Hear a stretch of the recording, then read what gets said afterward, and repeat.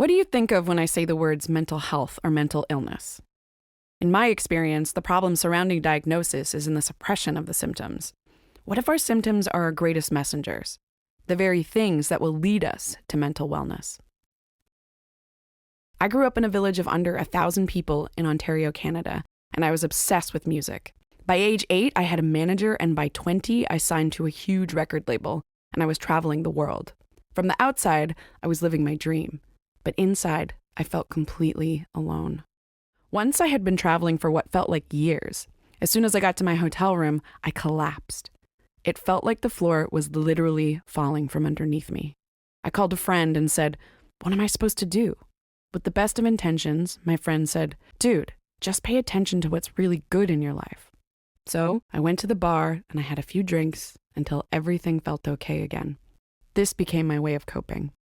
After years of swallowing my feelings, I had to cancel everything.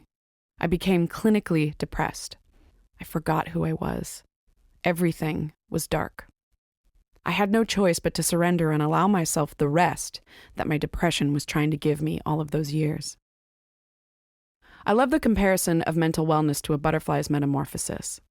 To become a butterfly, the caterpillar has to fall apart before it can complete its transformation. I believe the same thing applies to human beings.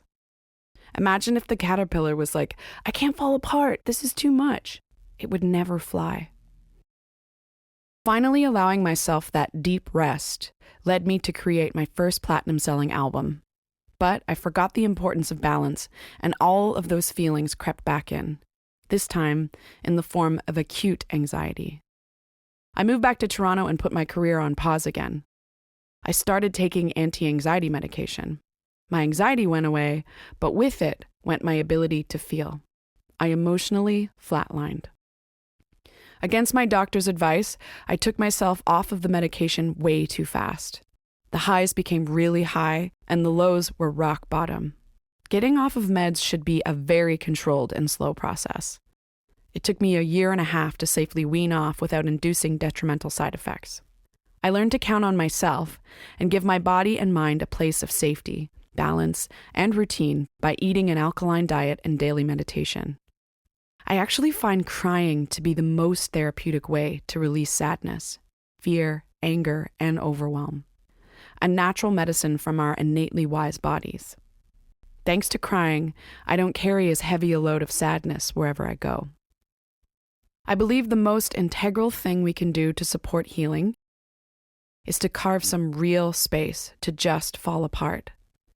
It can be terrifying, but this allows us to fully embody our healthiest, highest potential. When the weight is too heavy, let it break your heart. That's how you learn the art of falling apart.